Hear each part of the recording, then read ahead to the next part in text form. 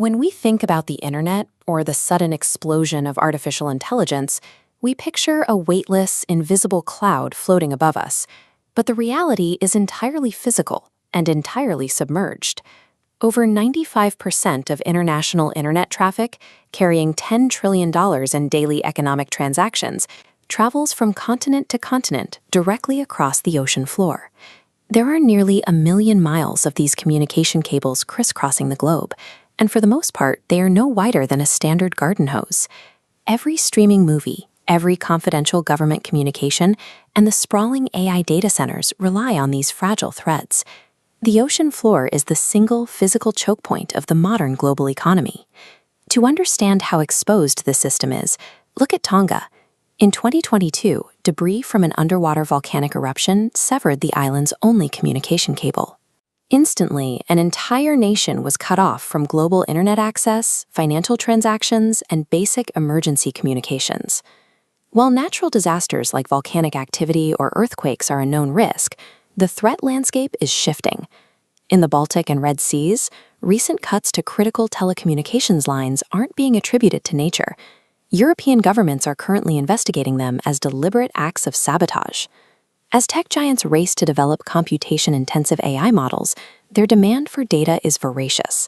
But as this global network expands to meet that demand, its physical vulnerability makes it a highly attractive target for foreign adversaries. At the core of this vast infrastructure is surprisingly delicate technology. Dozens of hair-like glass fibers transmit human knowledge as rapid pulses of light. Because that light signal loses power as it travels through the glass, manufacturers encase the fibers in a layer of copper.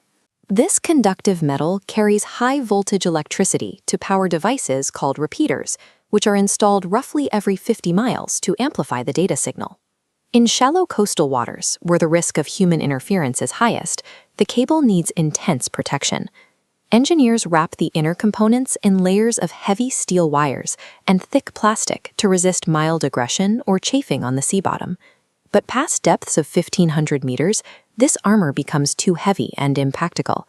In the deep oceanic trenches, the cable sheds its protective steel entirely, resting totally exposed on the ocean floor. Despite the massive industrial effort required to manufacture and lay these cables, their physical design limits how much defense they can carry. The deeper they go, the more vulnerable they become to external forces. This is a poster detailing Google's Equiano subsea cable connecting Europe and Africa.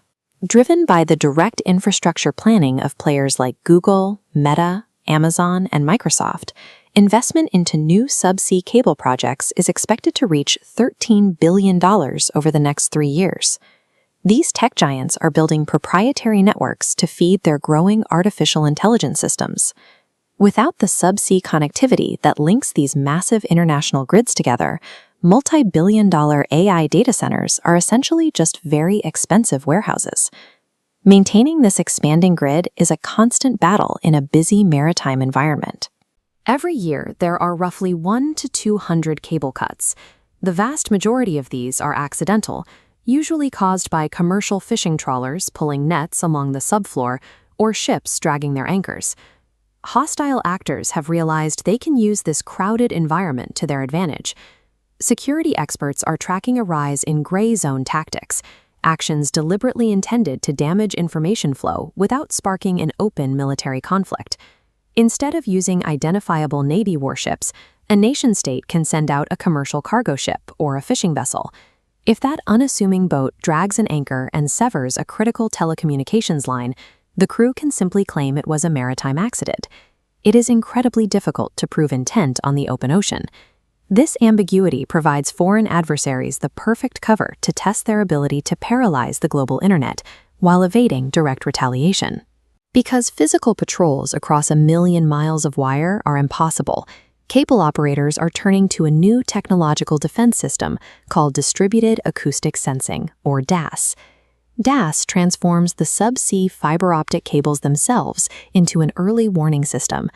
By sending a signal and measuring the reflection inside the fiber, the cable acts as a passive sonar array, detecting and tracking the vibrations of ships or submarines moving directly overhead.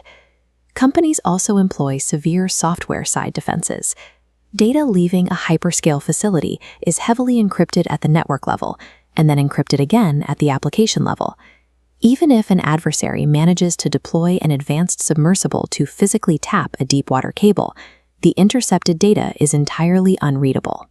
Since guarding the physical line inch by inch is a logistical impossibility, the entire defense strategy rests on pinpointing threats before they strike and ensuring that any stolen information is mathematically useless. Governments, however, are taking more direct physical action. Following a series of suspicious cable cuts in the Baltic Sea, NATO deployed aircraft, drones, and surface vessels to actively guard the water and interrogate ships transiting near critical infrastructure. In the United States, the Federal Communications Commission is tightening its licensing rules. They are effectively prohibiting direct cable connections to adversarial nations and blocking hardware from Chinese companies like Huawei and ZTE from being inserted into American networks due to espionage concerns. The French government recently took an even more drastic economic step. Recognizing cable manufacturing as a vital strategic asset, the state purchased 80% of Alcatel's submarine networks to keep the world's largest subsea cable installer under direct national protection. The ocean floor has evolved from a passive commercial utility into a highly contested strategic frontier, monitored by advanced sensors and patrolled by international military alliances. So, the next time you query an AI model or process a digital payment, remember where that information is actually going. Your data is traveling through a fragile glass thread at the bottom of the ocean, guarded by a tense, ongoing alliance of corporate engineering and global militaries.